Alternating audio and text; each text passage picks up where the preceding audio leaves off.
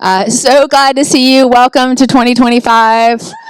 Yeah, that's right. Hey, yeah, okay.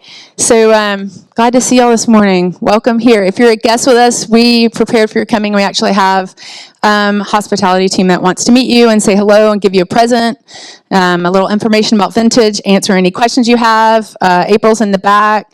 There'll be people in the foyer. Look for them after service if you have questions. That would be awesome. But we are super glad you're here. If you are new with us, scan that QR code and it will take you to just let us know how you arrived at Vintage. And we actually have a weekly newsletter. We've gotten to where we only do 1 to 2 announcements on Sunday morning. So there's tons going on in the life of Vintage. And if you want to know all the details, you can get that on a weekly newsletter. So if you want to sign up for that, scan that QR code. You don't even have to sign up for it if you scan the QR code. Just let us know you're here. That would be amazing. First thing we want to let you know is January at a glance. There's a lot going on.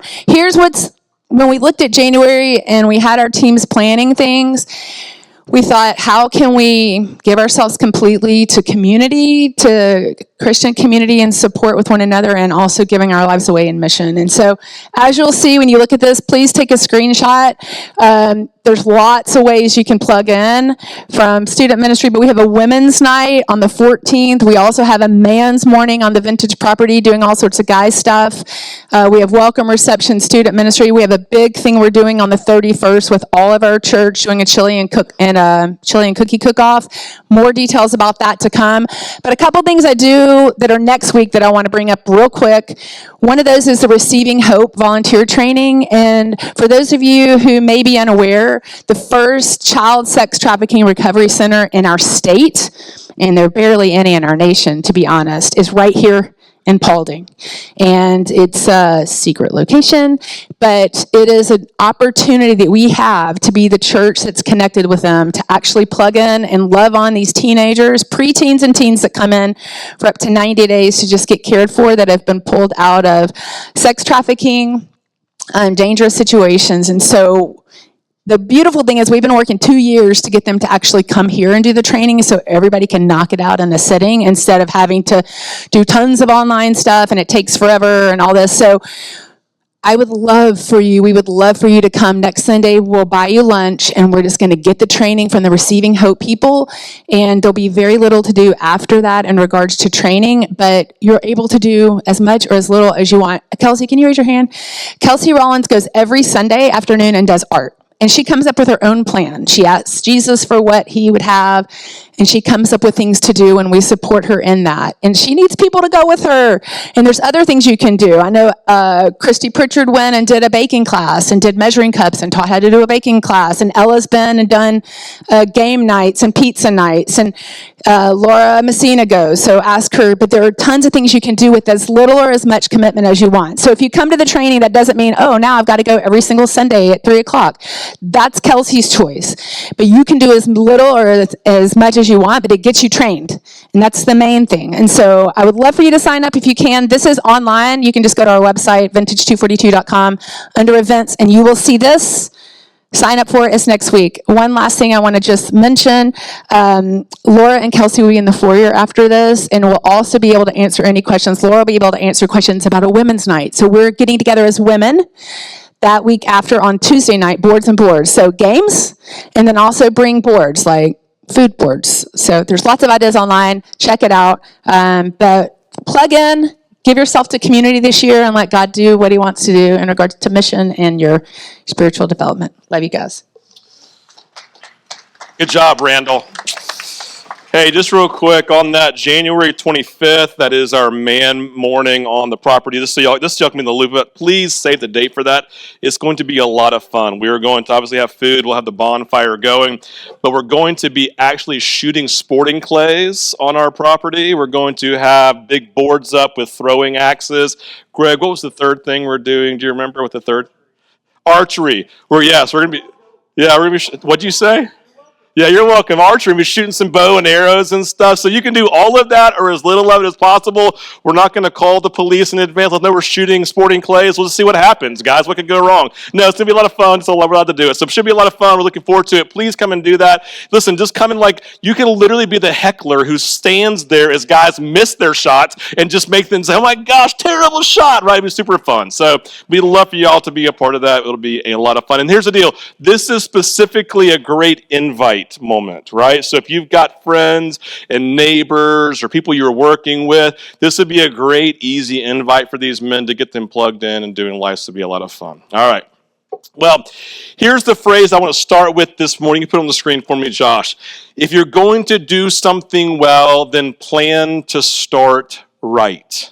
If you're going to do something well, then plan to start right. In third grade, I was arguably the most athletic third grader in the entire school. Up in third grade, true story, I had never lost a race of any distance my kindergarten, my first, or my second grade year. I would win all the short races, all the long distance races. I was known as the guy, right? And so I lived in this world. Listen, in 1980, Georgia won their first national championship in a long time. So I lived in a world that everything that I did and everything that I loved were always winners, right? And so third grade, I have this day we're going to be running the 600-yard dash. The 600-yard dash was the big race for our school back in the day with a Tritt Elementary, right over a Post Oak Tritt. And so Tritt Elementary, 600-yard dash was the big race. And I had never lost. I'd never gotten close to losing, right? And so this is the first time we're running it for third grade, and I'm feeling super confident, and I take off, and guys, I'm winning by a very large margin, right?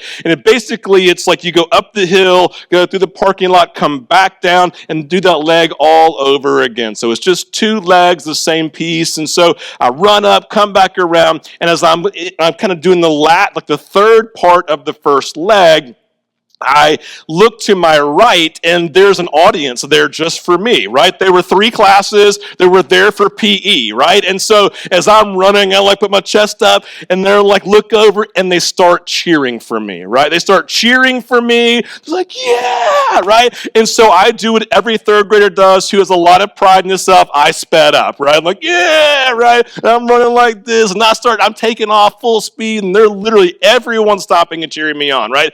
Camilla goes yesterday. And so I get to the end, I come back by them, right, for the first third of the second leg, and I pick it up again, right? I get to the very top of this little slight incline, I make my left turn for the second third of the leg, and I am dying, right? I am dying, literally. I make that left turn, just can barely breathe, right? I look behind, there's still no one even in eyesight of me anywhere. I'm I think I can still win this race. So that second third, man, I dramatically slow down, and I get all the way to that last third of the second leg. It's all downhill. I can barely breathe. And as I begin going down, I hear footsteps behind me. And in fearing the footsteps, I get about almost halfway through that third leg, and someone passes me for the very first time in my elementary career. Right? And they go past me, they look at me, I'm barely breathing, right? Get to the end, and I lost the race, right? I came in second place, and I will never forget being that very arrogant, pride-filled third grade kid who had no control of his emotions. I was super angry, right? I was yelling, I was crying, I was super upset. But what I will tell you is this, and I'm not a big runner today, but this is a true story, every single time since I was 9 years old and I go to run long distance, I go straight back to 9 years old, and I think to myself, if I'm going to do this well, then I have to start by pacing myself, right? If I'm going to do this well, then I'm going to have to start right, because I will not make it. And that then speaks and leads us into 2025, right? The beginning of a new year is, in and of itself, its own type of journey, isn't it? We have 365 days within the year. We're 5 days into it. Those 360 days left, right? Quick math, you're welcome. And we are in this journey. And you know how it is. It's you've got this journey. It's day after day, and it is short, but it also feels very long. And if each of us would like to start this journey or start this race right, then we want to do that so that the year will go well. That's the idea. Each of us would like to start the race, the journey of 2025 right, because we all want the year to go well. To help make that happen in this season, we are doing this season of prayer for 21 days. And I say season of prayer, the reality is it's really a season of being intentional with Jesus. That's really what I'm getting at. We want to right now take just a big breath, and it's this. We just simply want to invite all of you who want to do your year well. We just want to invite you to start right. And we want to help you do that just with these this intentional 21 days of prayer, or just 21 days of being intentional with Jesus. Here are three things that I've written down that in my mind I think about for this season. It's this. I want you to be intentional in the way that you spend time with Jesus. I want you to be intentional in the way that you listen to Jesus, and intentional in the way that you are obedient to Jesus. You can leave those up there for me, Josh. Because when I talk about being intentional in the way that you spend time with Jesus, guys, we set this year up by our fall study of practicing the way, where literally we looked at different practices that are historical in nature that you can give yourselves to, that help you grow as an apprentice of Jesus, becoming like him. And so when I say intentional in the way that you spend time with Jesus, we talked about a life of prayer, a life being in Scripture. We talked about having a life, maybe you give some time to worship, or you engage every week the Sabbath as part of your lifestyle. Maybe it's this idea of embracing a practice of silence and of solitude. Whatever it looks like for you, that today when you look at the next 21 days, you say, you know what, I want to start well. And I want to start right. So I'm going to be intentional with the practices that I give myself to. I'm going to be intentional with my time and my schedule, and recognize that I am my best self when I am apprenticing myself to become more like Jesus every single day. And so the 21 days, I'm inviting you into it. Think about it. Think about your life and your schedule and your time and the practices that you give yourself to, and be intentional in the way you spend time with Jesus. Second, be intentional in the way that you listen to Jesus. I think one of the great dangers of prayer times is we have our prayer list and we go and just throw these things at God without recognizing that the Lord gets into our times with him, and all he wants to do is have a conversation where I talk, he talks. I talk, he listens. He talks, I listen. In fact, what I'm going to find in my life is the older I get, I find the best times with Jesus are spent more listening than ever talking, because it's better to hear God's voice than to hear my own voice, right? And so be intentional in the way that you listen to Jesus. Setting aside, listen, I would say this, set aside at least 15, listen, let's do this. Let's just start here. Set aside 5 minutes a day for the next 360 days, definitely the next 21 days, where in 5 minutes of your day, in silence, so separate from other people, you say, Jesus, I just simply want to hear your voice. Here I am, Lord, speak. Do it and just see what happens, right? What I would say to you is this: once God speaks, this is a real sense, a real practical piece of hearing God's voice. There's nothing worse than someone who hears God's voice and then doesn't share it with somebody else for that person to give greater context in. Scripture says in prophecy, we see in part, we know in part. So one of the greatest things I can do when I'm hearing God's voice is that I walk over and say, hey, Greg, I want to share with you what I felt like God was speaking this morning. I'd love to get your input. What do you think about this? And then all of a sudden, God uses him to kind of bring the picture big, make it better and bigger, right? There's nothing worse than prophets that don't listen to other people and submit their words to other people, right? So just take what you hear and submit it to other people and let them have feedback and speak into it. And then third, be intentional in the way that you're obedient to Jesus. This is really, really important. I'll tell you a personal conviction I had during the Christmas break, as I listened to a lot of people talk. I've come to this realization that most of modern day Christianity has become very self-oriented about what I want from Jesus, what I want from people who are Jesus people in my life, and what makes me feel best about my personal relationship with Jesus. And that is just one half of the spiritual journey. The other half is, God, I want to be obedient by living in service to those you're calling me to love. Remember, the command of God is super clear. Love God with all your heart, soul, and mind. And the second is to love your neighbor, specifically those who are outside of the church, as you love yourself. And so the holistic piece here is this. We want to be intentional, saying, Jesus, now what do you have for me to do? As Isaiah said, here I am, God, send me. And so it's those three pieces, 21 days being intentional in the way that you spend time with Jesus, intentional in the way that you listen to Jesus, and intentional in the way that you are obedient to Jesus.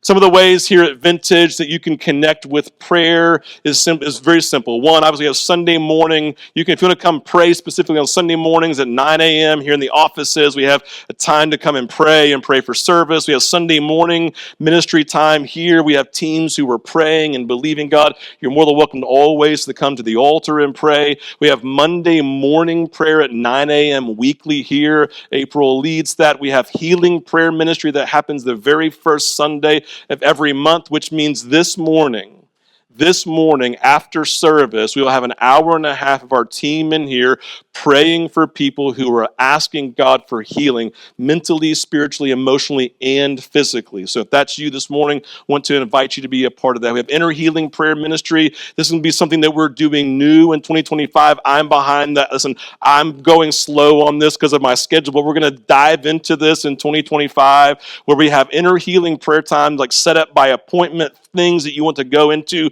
beyond what we're focusing on Sunday mornings. You can set up a time with our prayer teams who'd love to pray for you for an extended period of time.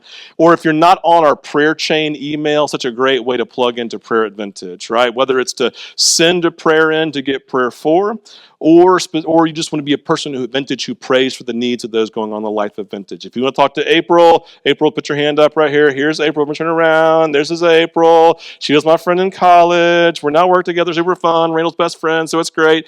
But in that, we just connect with her. She'd love to tell you everything going on in life of prayer. In fact, afterwards, she'll be standing back there, and she can talk to you about everything going on in prayer and anything else and getting you connected, okay? So 21 days of intentionality in the way that we're doing prayer, time with Jesus, obedience, and listening, okay?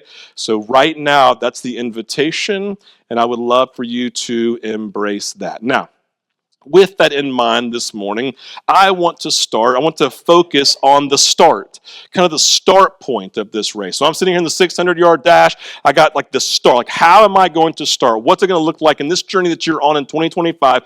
What is the actual start? The actual start for me, I think, is summed up very quickly and easily and succinctly in Joshua 3, verse 5. Joshua told the people, consecrate yourselves. That's an Old Testament word. The New Testament word is sanctify yourselves. Consecrate or sanctify yourselves, for tomorrow the Lord will do amazing things among you. On Wednesday morning, a buddy of mine wrote in our group thread, it's a group text thread, it says, thinking about 2025 and all the impossible to predict things it will bring. I'm very thankful for these friendships that will be there, right? The idea of community, praying for each of you. My hope and my prayer for all of you this morning is clear. I hope this year is a year of breakthrough for you. I hope it's a year of answered prayers. I hope it's a year of victory. But I'm also keenly aware, like my buddy said, that this year will hold many unknowns for each of us. Think about 2024, and if you look back and like all the unknowns of 2024, and recognizing 2025 will have a lot of the same unknowns like he talks about, and there'll be unknowns for us as a church, because the idea is we can't predict the future. Think about 2020, January through February, we had all these plans, and then boom, everything changed, right? Unforeseen in the moment. We just can't predict the future. We can plan and we will plan, but we can't predict. We plan, but we can't predict. Solomon, in his wisdom, you all know this verse, and on the screen because you know it says, in their hearts humans plan their course, but the Lord establishes their steps. In their hearts, we plan, right? But the Lord is ultimately the only one who really knows the steps that we'll be taking in our life. in our lives. Listen, this is important to hear me say. It is good and it's right to plan. It is. Planning helps us build a destination that we're going towards. It helps builds a bullseye that we're aiming towards. When I was running the 600-yard dash, I had the finish line in mind. My plan was to finish the race. That's the plan, right? In our lives, we're always thinking forward, always thinking about what the future holds, and we want to plan and prepare to the best of our abilities. Solomon recognizes, I believe he honors this truth, right? He says humans plan their course. That's just the nature of what we do. But he's also keenly aware that it is the Lord only who knows the steps that it's important for us to take. A step it's like he's the only one who really knows what our life's going to hold. He's the only one who really knows what tomorrow's going to hold for us. And so we plan, but we can't predict. We plan. But God is the one who ultimately orders and recognizes and knows the steps that we're going to take. And so this morning, we're going to focus on what I would say honestly is the first step. The first step. It's something that's a first step, not just for today, but it's the first step, honestly, that we take every single day for the next year. I think it's highly important for us, and I want to focus on it this week and next. The step is clear in what Joshua says in verse 5. He says, consecrate yourselves. Our first step of this morning, the first step that we're taking, the first step of the race and the journey that we're on is a choice, a decision and steps forward of consecration. So in Joshua chapter 3, Moses has died.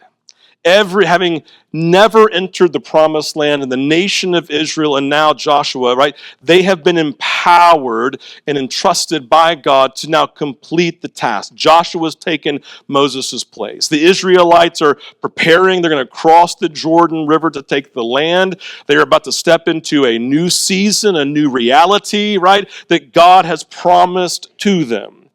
God was about to do something amazing. And if you read this story, I encourage you to read it. He's going to do something miraculous. Literally, as they step into the Jordan River, all of a sudden, the Jordan River would stop flowing and it would back up against itself until the entire nation of Israel walked across, and they raised an Ebenezer with stones to commemorate the moment the Lord had done this miracle for them as they finally stepped into the promised land, the promise that had been given to Abraham thousands of years before, and they're the very ones who get to experience it. This is a beautiful moment, right? I mean, we can't even get a picture, we can't even grasp how important this moment is for them, this step that they are about to take. It's a miraculous, miraculous experience. However, before taking a step forward to fulfill the plan, Joshua gives them that clear command. He says, before all of this happens, consecrate yourselves. God would lead them and do the miracle. God would empower them to fight. God would empower them to win, but they needed to consecrate themselves. Here's a pause point. I've got two primary pause points this morning. Here's number one. As you listen this morning, I want to be clear from the start. The message of consecration to Jesus, it is God's call for us this morning. It's God's call for us every day, every month, and the rest of the year. The heartbeat of God is consecration. It's what He is calling us to. The second piece I want you to hear in this is this. As we're in worship, I felt like God is saying, be intentional with how you listen this morning. Because I do believe that there are specific things that God has for almost every single person in this room. So it's just an invitation, right? Just an invitation to do everything you can to remain undistracted and just to focus on the moment and focus on what God is doing this morning. So we talk about consecration. It's a word we don't use all the time, but here's the definition. The act of consecration speaks to an intentional choice a person makes to set their whole self apart for a specific or sacred purpose. Just press pause right there. Hear those words. Just feel those. Consecration, as we're talking about. When Joshua says, consecrate yourselves at the start of this journey, it means it's an intentional choice that we make as people to set our whole self apart for a specific or a sacred purpose. Going on, spiritually speaking, it means to make a conscious, a willing decision to dedicate or set aside your heart, your soul, your mind, and your body to Jesus. We're here. They were here. And he's saying now, surrender yourself. Set yourself apart now for Jesus, for God, for the purposes of God, the will that we're to step into with him. Sit intentionally, by choice, with your will, decide to put yourself here and surrender yourself to God. It's the same language from the New Testament as Romans chapter 12, verse 1. It says, therefore, I urge you, brothers and sisters, in view of God's mercy, here's the consecration. Consecrate yourself or offer your bodies as a living sacrifice, holy and pleasing to God. This is actually what it means to worship. In the morning time and you put music on, that's great if you want to worship. Like there's a level of singing. The singing is not the worship. The worship is that as I sing, I'm taking my gaze off of everything and putting it onto Jesus. Singing is not worship. The heart devoted to him as I sing, that is worship. Worship music is music that's geared towards helping me surrender and consecrate myself to Jesus. Don't ever say you worship just because you sing a song. Worship is I sing with the purpose of surrendering myself wholly and completely to the leadership and the lordship of Jesus. Music helps, amen? It does. It's beautiful and it's powerful, but that's not worship. Our worship every morning is to say, as I start my journey today, my 600-yard dash in third grade, God, I am literally consecrating myself, setting myself apart, and saying, you are Lord, and you are leading my life. Now, I'm going to tell you something I don't want to tell you. I don't want to tell you because if I tell you, then I have to finish doing it. And it's simply this. Have you ever heard of 75 hard? Man, heard of 75 hard, right? I am not doing that. I am doing 45 hard. Right? 45 hard. This is the idea for me. It's 45 days straight. There are these 5 specific things, I'm doing 6, that you are giving yourself to for the purpose of disciplining yourself and for me for the purpose of getting healthy. I recognize in my life that I live over here in this seat being very undisciplined with my food, right? Being very undisciplined with my working out, right? I'm very, very undisciplined. And so I'm stepping into this year and I'm consecrating myself and setting myself apart with 45 days of these specific things. What are those specific things? I do one extended workout every day with another experience over here as something physical, whether it's walking or playing pickleball, whatever it may be. I drink 1 gallon of water every single day. I take 10 minutes of nonfiction reading a book, something that helps me grow, something that helps make me a better person. I'm picking up a specified diet. I'm doing the Mediterranean diet because it's really, really good for my heart according to my doctor. But specifically in that, it's 45 days of no desserts and no alcohol, right? And along the way, I have to take beautiful progress pictures of my body, right? I'm not going to show them to you, don't worry, right? The 6th thing that I'm doing that I added is every single night at 6 p.m., I'm putting my phone on my charger so that I can be more present in every area of my life. So this is really important. Tell everyone that you know who knows me. If you text me after 6, I will not get it, right? I will be texting you the next morning. The whole intent for me is I want to look at my life and say it is important for me to set myself apart for greater health because I want to be present for my grandchildren. I want to be more active and available to my family and to my wife and to my kids and to my friends. I want to wake up in the morning and be energized. My muscles hurt. It's a real thing that your muscles begin to deteriorate as you get older. I literally feel them wasting away every day. No, it's just a reality. I'm like, God, I'm going to set myself apart every single day for 45 hard. It's going to be miserable and terrible, but it's going to be so great. No, it's like it's going to be good.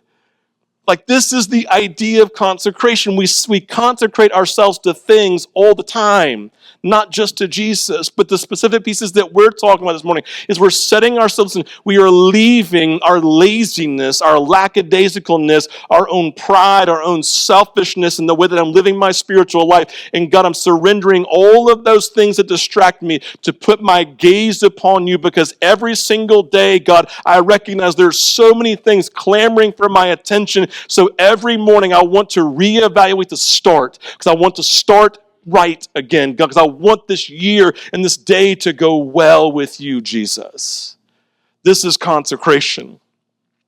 Now, with this in mind, I want you to follow this thought process. We could say consecration is all about positioning ourselves to have the greatest success in life. Consecrating ourselves is the best way of setting ourselves up for success. Here's the point. We can create plans in our lives, but we aren't assured our plans will come to fruition.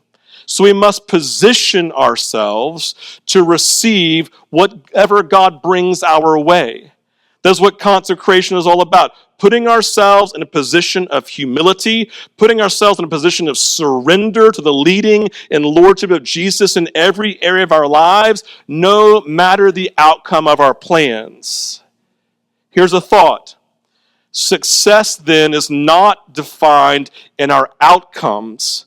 Success is actually defined by our heart posture before God. I'll say that again. Success, then, is defined not in our outcomes, but in our heart posture before God. This one's on the screen. A heart surrendered and set apart for the purpose of God every day is a life of success, no matter the actual outcome of our plans. Said clearly, if you consecrate yourselves to Jesus every day, your life is a success. Now, it may not look like a success to the world, which says fruit and outcome is the goal of all breakthrough and victory, right? But I was sitting here multiple times over the years. I've sat down and talked to missionaries, specifically missionaries who have been serving cross-culturally for many, many years. And they'll come to me and they'll talk about their ministry. And if I'll come to me and say, I've got to be honest, like I've been doing this 5, 10, 15 years, but if I'm honest with you, I actually feel like what I'm doing may be a failure. I'm like, why is that? Well, in 15 years of serving in this people group, they're just really, really hard, and I've not seen anyone come to Jesus yet. I have not had an opportunity to baptize any single person. I just look and say, man, have I wasted the last 15 years of my life? And I look back and I'm taking into account what we're saying right here this morning is this: do we think they've failed, or do we think they've been a success? In the eyes of the world, they would look like a failure, wouldn't they? They've had really no fruit. They've had no breakthrough moments, quote unquote, in their ministry.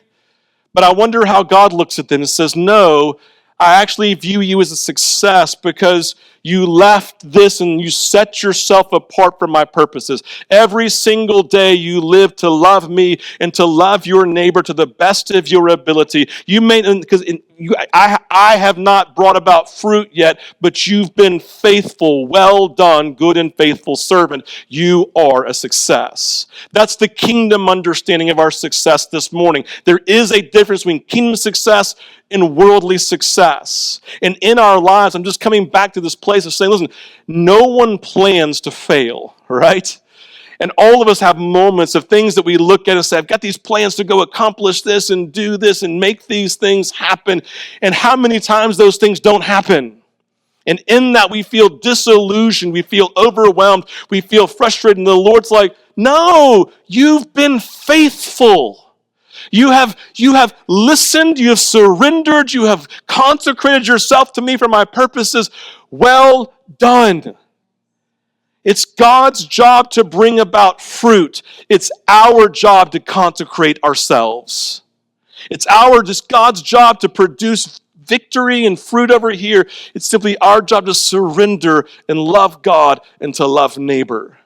Someone needs to hear that this morning in your own life, because you stepped into 2025 and you in your mind, and not having told anybody else, feel like you failed. Or you feel like you're less than, or you go on the curse of life and look at social media and you compare yourself to the fake life that somebody else produces about themselves that looks so glorious and so grand and so great. You're like, oh, I'm a failure. And God says, no, you've consecrated yourself to me. You are a success. See, the idea for our plans, listen, when we consecrate ourselves, that's why it's a success. We're setting ourselves up for success because we're not so concerned on the outcome. Listen, I'm running the 600-yard dash. And my mom would have said what to me? Hey, Steve, as long as you did your best, as long as you committed yourself to the best that you could, you're a winner in my eyes. Like, whatever, Mom, whatever it is. But that's really the heartbeat of God. And so as we talk about consecrating ourselves and the plans and purposes that God has for us, recognize the starting point for us is God. Fruit belongs to you. I'm going to rest in the consecration, just setting myself apart and know that you're pleased with me, and I don't have to beat myself up this year and thinking I haven't produced the thing that I needed to produce. There's freedom in Christ. That's the starting point. I'm just going to consecrate and surrender and set myself apart with intention, and I'm going to do it every morning. To end, I want to look at James chapter 4. I'm going to read verses 1 through 10. I'm going to kind of go over them quickly, and we'll look more deeply at them next week. But it begins to kind of paint this picture this morning for us. James chapter 4, verses 1 through 10. I'm going to get to verse 7. It's going to say, submit yourselves. It's going to say, submit yourselves unto God. Resist the devil, I want you to see this word submit as consecrate. I'll throw that word in there. What causes fights and quarrels among you? Don't they come from your desires that battle within you? I want you to see this position over here where I have kind of lost sight of surrender, and I've actually surrendered to my own dreams, my own desires, my own longings, my own abilities, right? Just kind of seeing myself over here. What causes fights and quarrels? Don't they come from your desires that battle within you? You desire, but do not have, so you kill. You covet, but you cannot get what you want, so you quarrel and fight. You do not have because you do not ask God. And when you ask, you do not receive because you ask with wrong motives, that you may spend what you get on your own pleasures. You adulterous people, don't you know that friendship with the world means enmity against God? Therefore, anyone who chooses to be a friend of the world becomes an enemy of God. Or do you think Scripture says without reason that he jealously longs for the Spirit that he's caused to dwell in us, but he gives us more grace? That is why Scripture says God opposes the proud, but shows favor to the humble. Submit or consecrate yourselves then to God. Resist the devil and he will flee from you. Come near to God, he will come near to you. Wash your hands, you sinners. Purify your hearts, you double-minded. Grieve, mourn, and wail. Change your laughter to mourning and your joy to gloom. Humble yourselves before the Lord, and he will lift you up.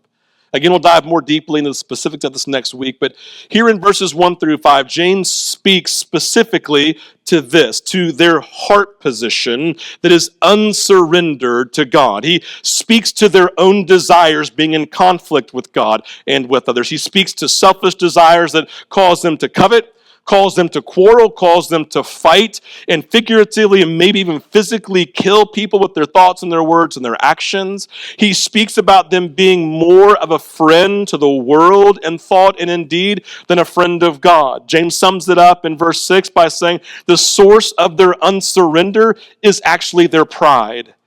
And it says God opposes the proud. It's this life over here of selfishness and self-leadership and self-absorption. If you can look at the things that they're naming and go, they're so focused on self, they can't see God or the needs of others. It's just all about self. And here is the second pause point for us, to pause and to think. Jesus is speaking here to people who are inside the church.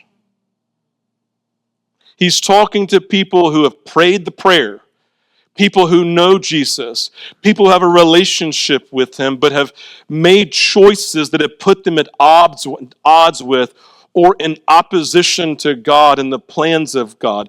They have stopped consecrating. They have stopped surrendering. They stopped laying down their lives as an act of worship to the Lord. And they've become more a friend of the world. It's powerful. They are children whom he loves, but they have stopped surrendering. And God is at odds with them. And Scripture says that God is opposed to them. That's heavy to think about, right? That God could be opposed to his own children. I'm just going to make this really dramatic in the moment to make a point, okay? It's super simple to understand.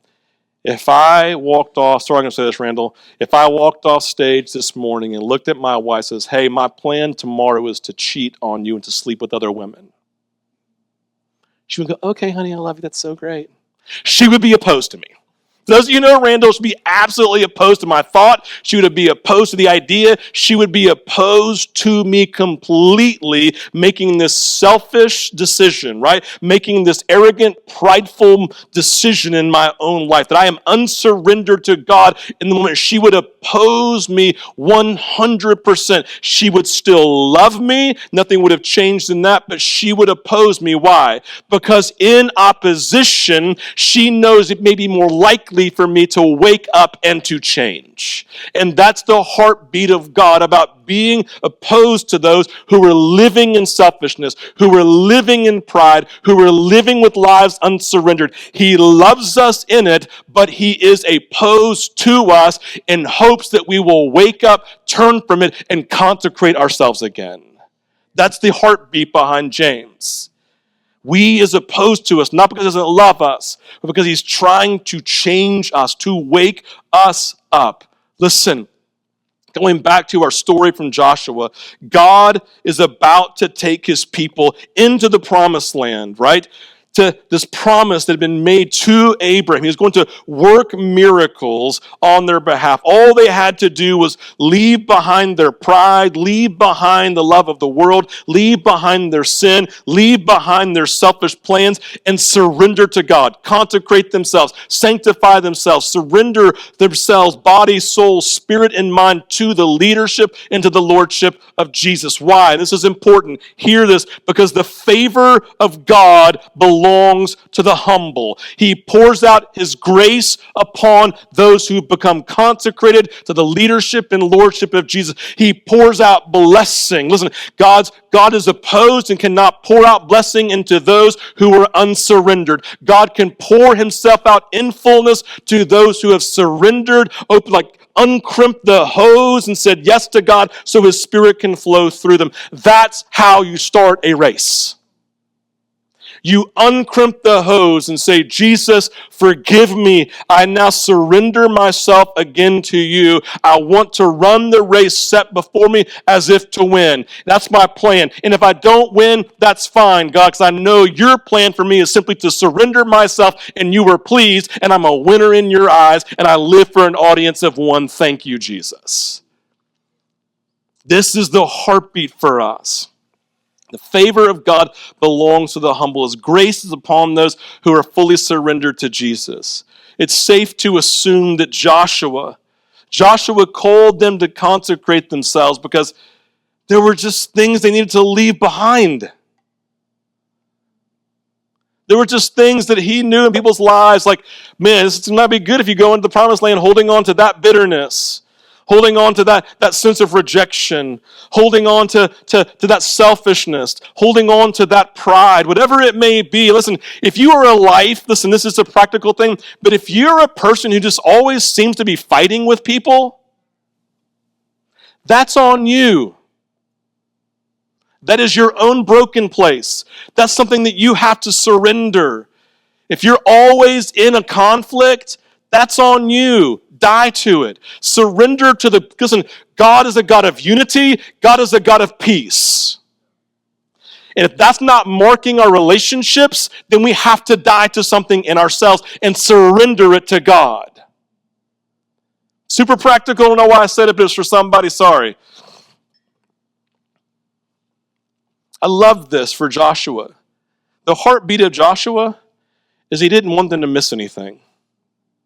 Listen, those who are in love with the things of the world, holding on to the things of the world, very easily miss the move of God in their lives. I've been in a group of people where 9 people experience something palpable from the Lord, and one person doesn't. And I want to look at we talk and say, hey, what is unsurrendered? What's keeping you from experiencing the fullness of God? Is there something in your own life, something you need to put your finger on, something you need to leave behind in your own life to move to this place? This is the moment. God is opposing you to help you understand that this thing's killing you. Leave that, surrender. Joshua is about to walk them into the promised land. It's the gift that they've been waiting for thousands of years. This is a generation that gets to experience it. He says, I don't want you to miss it. Surrender and leave this all behind. See, he's doing a new thing. I want you to perceive it. There is water in the wasteland of your life for you. Do not miss it. The call was simple: consecrate yourselves. It was to surrender themselves. It was to surrender their plans, to surrender their dreams, to surrender their sin, to surrender their pride, all of it to God, and simply just to submit to his loving lordship, his loving leadership. I would say, connecting to our language earlier, their success going into the promised land of what God had for them was a heart surrendered and set apart for the purpose of God every day, no matter the actual outcomes of their plans. Here's what I know. To embrace that, it's going to require you, for the next 21 days, processing your plans, processing your frustrations, thinking about what you're intentionally giving yourself to, being intentional with saying, I don't know what it means to fully surrender myself, and give 21 days to practicing consecration, of surrendering yourself to the Lord until it becomes habit. And then your lifestyle is just defined by not worrying about the finish line, but worrying about loving God and loving neighbor. Make it real practical. This time of our vintage career, 15 years in, Randall and I both thought we'd be pushing about 750 people in worship on Sunday morning with multiple staff. We'd have our own church by then with a big building, right? It'd be super, super great, right? And so I sit there in my own flesh and go, God, have we failed? In fact, we actually lost half of our people because people didn't like what I said back in COVID. That's all on me, it feels like. People hated me when they left. God, is that my fault? God, are we not where we should be because of my own sin and my own failure? I had to bring all of those things to the Lord. I had to really, really, really wrestle through the weight of those, because at the end of the day, leadership, you know where it stops? Right here with this guy. I had to really, really still wrestle through some of those pieces. I had to bring those to the Lord, let him speak into those and help him shape and reshape. Steve, as long as you consecrate yourself, that's success, brother. So to start this year, and Rick, you can go ahead and come as we go back into worship as we end our time. To start this year, the clear starting point before we go any further in 2025 is this: are you surrendering yourself every day to God's leading? Is this the choice that you're making? Did you make it yesterday morning? Did you make it the day before that? Are you planning on making it later today? Have you been consecrating yourself? Is it the choice that you are making? You could say the only plan that you can make that is 100% sustainable all year is consecration, right? It's the only thing that you can rely upon is the consecration, this daily surrendering to Jesus, right? The internal choice we make to set our whole self apart for the specific purpose of God. So, I invite you, Randall and I are going to be doing this soon. We're going to sit down and we're going to vision shape for the year. We're going to begin to build out some plans of things that we want to do and places that we want to go and people we want to invest into. Like, we're going to begin doing all of those things, and they're all good. But we're also very, very clear, very, very aware that none of those things may happen. So the primary piece that we want to do is be a consecrated people and a consecrated couple who don't just set ourselves apart individually for God, but who set ourselves apart together as a couple for the things that God is doing. And I just invite you into doing those things for yourself. So, let's do that this morning. Father, as we come into this time of ministry, Lord, we celebrate you. Lord, we celebrate your leadership, celebrate your lordship. God, in so many ways, what I've said this morning is, hey, it is good and right and holy to die to performance. You're not on the stage anymore with God. In fact, you never were. You don't have to perform. You are loved. The only act of love we have to give ourselves to, the only thing that this is called obedience. And obedience is simply to love God and to love neighbor. Lord, as we consecrate ourselves as an act of love, and God, we are just expressing our love to you. That's all you look for. Like, hey, I'm just looking for a heart surrendered. I'm looking for a heart that chooses me. I'm looking for a heart and a life and a body, soul, and spirit that is devoted in relationship to me in the same way that I am devoted to you. I am faithful to you. I'm just inviting you and asking you to be faithful to me. Consecrate yourself. Set yourself apart again daily, every day, because the purposes that I have for you are good and right and pure and holy and life-giving. I have in 2025 may be a difficult year, but it can be a beautiful year no matter what's happening because we are together. So Lord, would you do your work inside of us?